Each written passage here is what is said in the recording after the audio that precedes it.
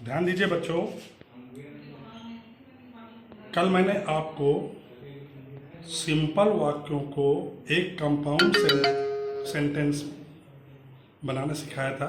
इसमें पहला यूज मैंने बताया था कि कम्युलेटिव कंजंक्शन, और कम्युलेटिव कंजंक्शन के कुछ कंजंक्शन बताए थे, उसके एग्जाम्पल बताए थे। कंपाउंड सेंटेंस में कोऑर्डिनेट कंजंक्शन का प्रयोग होता है, ये कल मैंने बताया था। आज उसका दूसरा नियम है कि अल्टरनेटिव कंजंक्शन का प्रयोग करके हम कंपाउंड सेंटेंस कैसे बनाते हैं। तो पहले देखेगा कि अल्टरनेटिव कंजंक्शन में कंजंक्शन हैं कौन कौन से, इसके लिए चयन सूचक। तो अल्टरनेटिव कंजंक्शन के अंतर्गत और, आइदर डैश और, एल्स, अदरवाइज और नाइदर डैश नॉर का प्रयोग करते हैं।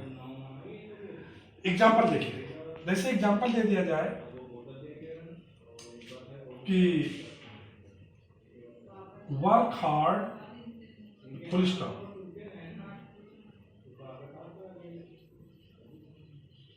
You will fail. सेंटेंस है कठिन परिश्रम करो तुम फेल हो जाओगे। नाम क्या है? अल्टरनेटिव, यानी कठिन परिश्रम करो अथवा तुम फेल हो जाओगे। या तो ये कार्य करो या फिर ये कार्य करो। नाम है चयन सूचक। चाहे कठिन परिश्रम कर लो तो आप फेल नहीं होंगे, और अगर ये कार्य पसंद नहीं है तो ये कार्य करना पड़ेगा। तो कठिन परिश्रम करो तुम फेल हो जाओगे। तो इसमें चारों कंडीशन लग जाएंगे कि कठिन परिश्रम करो अथवा तुम फेल हो जाओगे, वर्क हार्ड और यू विल फेल। दूसरा, या तो कठिन परिश्रम करो या तुम फेल हो जाओगे, आइदर वर्क हार्ड और यू विल फेल। तीसरा, कठिन परिश्रम करो अन्यथा तुम फेल हो जाओगे, work hard else you will fail, और work hard otherwise you will fail. Otherwise का भी मतलब है अन्यथा। अब हम वाक्य बना रहे हैं, ध्यान दीजिए। तो पहला सेंटेंस बन जाएगा वर्क हार्ड और यू विल फेल। एक सेंटेंस बन गया। इसका दूसरा भी बन सकता है, आइदर वर्क हार्ड और यू विल फेल। देखिए यहां पर कौन सा कंडीशन है? जो और यहां पर आइदर और डैश की जगह वर्क हार्ड और आर। आइदर वर्क हार्ड और विल फेल। इसका तीसरा सेंटेंस बन जाएगा work hard else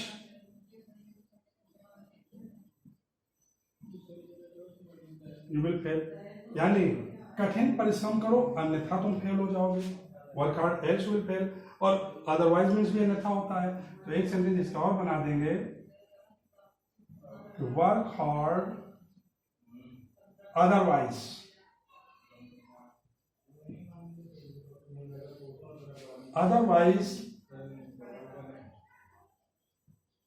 you will fail, यानी कठिन परिश्रम करो अन्यथा तुम फेल हो जाओगे। अब देखिए, इसी वाक्य को अगर सिंपल में बनाना होता तो कैसे बनाते हैं? अगर ये वाक्य सिंपल में बनाना होता तो कैसे बनाते हैं? तो सिंपल में इन्फिनिटिव का प्रयोग हो, एक अलग स्ट्रक्चर मैंने बताया था कि work hard to escape failure. Escape को इन्फिनिटिव बनाते हैं उसके पहले टू का प्रयोग करके, work hard to escape failure, या work hard to escape from being failed. ये तो सिंपल बन जाएगा। और कॉम्प्लेक्स में unless you work hard you will fail, यदि तुम कठिन परिश्रम नहीं करोगे तो तुम फेल हो जाओगे। अनलेस, इफ का प्रयोग करेंगे तो if you do not work hard you will fail. लेकिन कंपाउंड में आप इन चारों में से कोई एक यूज कर दीजिए, चाहे आर का प्रयोग कर दीजिए, आइदर आर का प्रयोग कर दीजिए, एल्स का प्रयोग कर दीजिए, अदरवाइज का प्रयोग कर दीजिए। एक सेंटेंस हम यहां और दे रहे हैं, जैसे सेंटेंस है कि make haste full stop,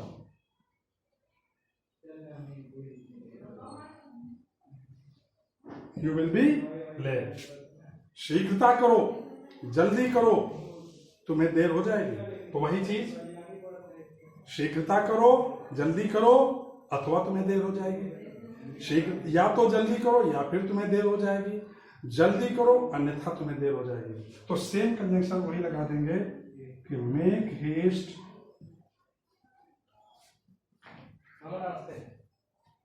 make haste और यू विल बी लेट। तो ये और का प्रयोग हो गया। इसी में आइदर मेक हेस्ट और यू विल बी लेट। यहां पर आइदर और डैश और यू विल बी लेट। और एल्स का प्रयोग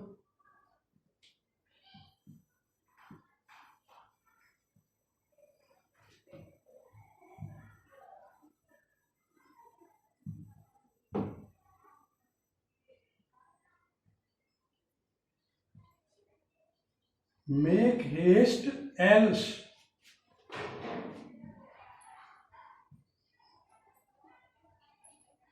you will be late। यानी शीघ्रता करो अन्यथा तुम्हें देर हो जाएगी। और एक आप अदरवाइज से बना दीजिए, make haste otherwise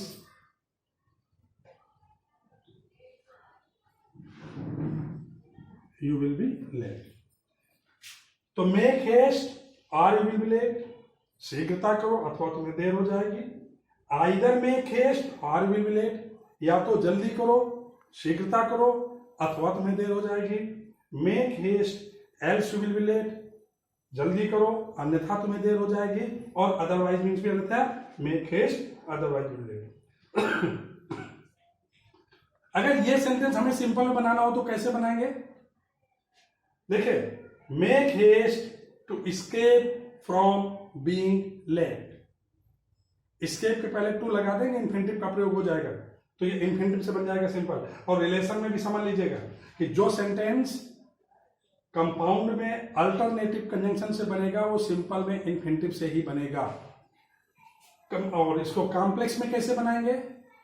unless you make haste you will be late. यदि तुम जल्दी नहीं करोगे तो तुम्हें देर हो जाएगी। या if you do not make haste you will be late. समझ गया ना? अब देखिए एक सेंटेंस नाइदर नॉर का यूज यहां पर हम बता रहे हैं कैसे बनाएंगे वाक्य। अगला एग्जांपल है, जैसे सेंटेंस दे दिया जाए he did not come to me. दूसरा sentence he did not send any message।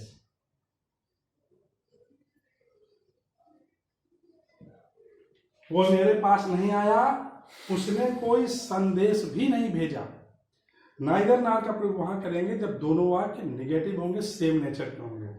और जब इनको हम जोड़ेंगे नाइदर नॉर का प्रयोग हो जाएगा तो वाक्य फिर अफर्मेटिव होगा, उसमें नॉट का प्रयोग नहीं करेंगे। जिस टेंस में है उसका अफर्मेटिव बन जाएगा। और इसमें देखेंगे कि कॉमन चीजें क्या हैं और कंट्रास्ट में क्या है।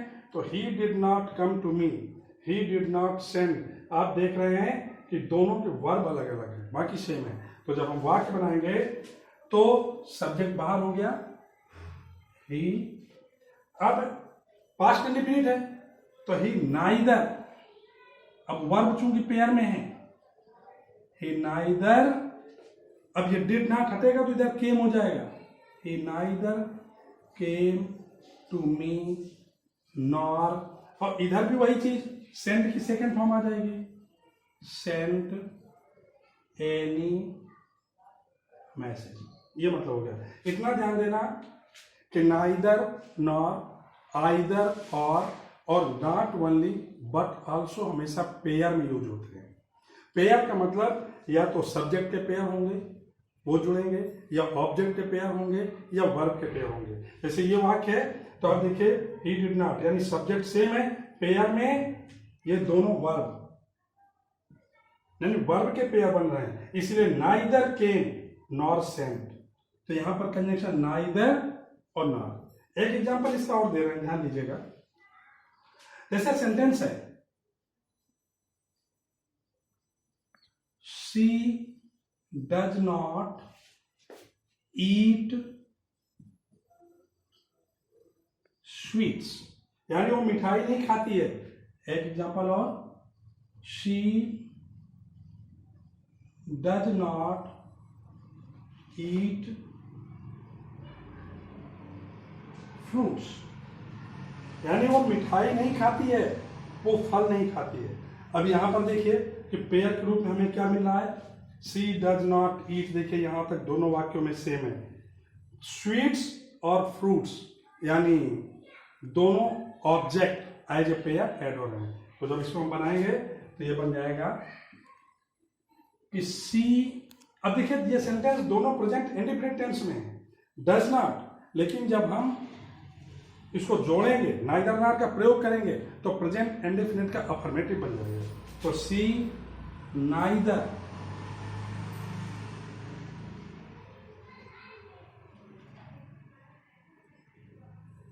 Yeats sweets.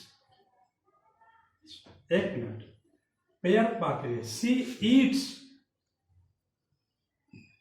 नाइदर स्वीट्स नार फ्रूट्स। आप देखिएगा नाइदर नार, स्वीट्स और फ्रूट्स पेयर के रूप में एज ए ऑब्जेक्ट नाइदर नार से ऐड हो गए। तो वाक्य बन गया, वह खाती है ना तो मिठाइयां और ना ही फल, यानी ना वो मिठाइयां खाती है ना ही फल खाती है। क्लियर हो गया? ये सेंटेंस समझ लीजिएगा, इसके जो एग्जाम्पल होंगे वो आप करेंगे, इसके आगे कल अगला दिन चलेगा।